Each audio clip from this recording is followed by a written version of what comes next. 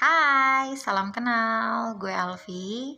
Yang baru mampir di video ini jangan lupa di-subscribe, di-like, dan di-share ya ke teman-teman kalian biar gue makin semangat bikin video-video lain. Di video kali ini gue akan ngebahas bagaimana cara mengajarkan anak di rumah dengan metode Montessori. Jadi apa sih itu Montessori? Montessori itu adalah metode pendidikan untuk menggali potensi anak dengan menekankan kemandirian dan juga praktek langsung dengan gaya bermain. Pokoknya ini sangat seru banget untuk anak, banyak manfaatnya. Jadi nggak ada salahnya kita juga mengajarkan anak di rumah. Dan menekankan langsung permainan-permainan yang kolaboratif, permainan-permainan yang beragam. Jadi ini adalah metode Montessori. Jadi apa ya yang harus disiapin, apa aja yang harus kita siapin di awal supaya bisa memulai.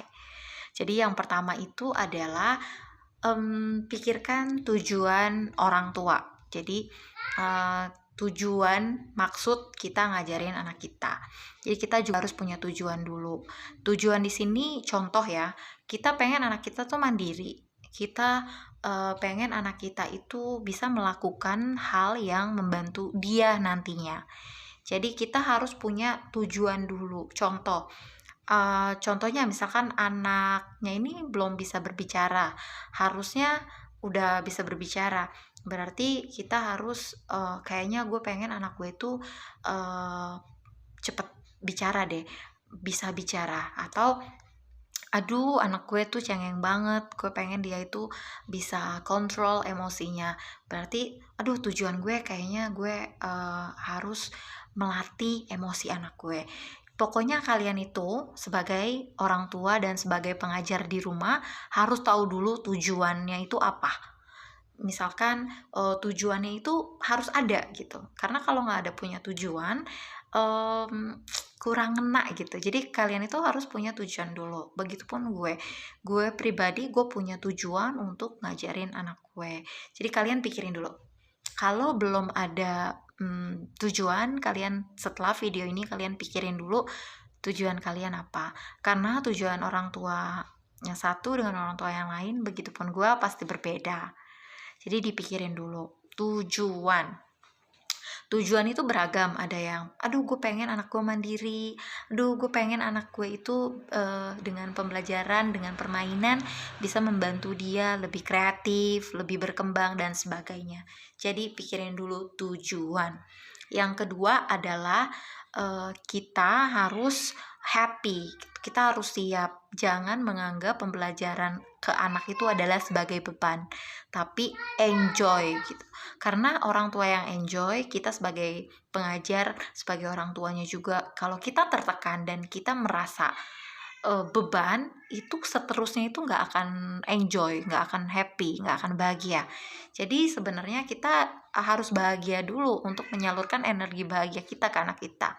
Nggak mungkin kan kita tuh kayak merasa terbebani, kita kesel, terus kita ngajarin anak kita, itu nggak mungkin. Jadi yang kedua adalah buat diri kita nyaman dulu. Buat kita itu nyaman gitu, buat kita tuh happy dulu, enjoy, jangan merasa terbebani. Itu yang kedua. Yang ketiga adalah siapkan ruangan khusus. Jadi nggak harus sih, kan kalau ruangan khusus berarti satu kamar buat dia aja, nggak harus, karena pada umumnya juga banyak ruangan-ruangan yang nggak ada gitu. Nggak masalah kalau kita nggak punya ruangan, kita bisa menggunakan sudut rumah, atau kalau memang ada ruangan khusus, boleh juga pakai ruangan khusus satu kamar gitu.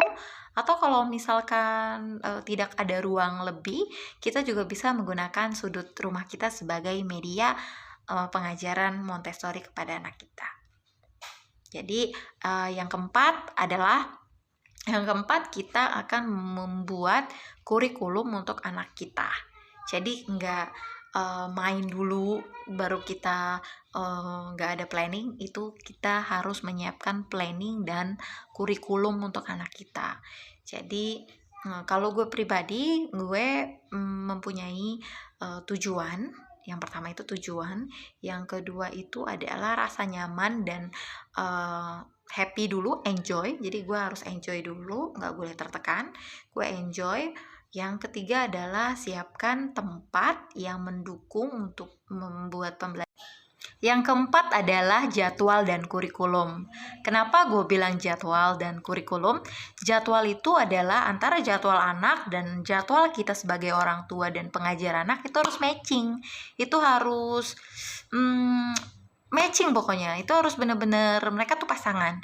Karena gini, kenapa gue bilang jadwal? Karena nggak semua orang tua itu berdiam diri di rumah. Jadi ada juga yang sambil bekerja, tapi ingin ngajarin anaknya gitu.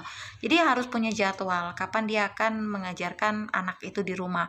Dan ada juga yang WFA, kerja sambil di rumah. Ada juga yang melakukan kegiatan sehari-hari, tapi juga harus ngajarin anaknya gitu. Jadi perlunya jadwal. Dan anak pun perlu jadwal dari bangun tidur sampai dia tidur kembali. Ini gunanya, manfaatnya banyak banget. Jadi melatih kemandirian anak dan rasa tanggung jawab. Jadi, anak tuh tahu dia waktunya kapan harus mandi, kapan harus makan, dan harus tidur siang, dan sebagainya. Itu penting banget. Dan gue juga akan ngebahas tentang kurikulum. Tapi di video lanjutan gue akan ngebahas tentang bagaimana cara membuat kurikulum untuk anak.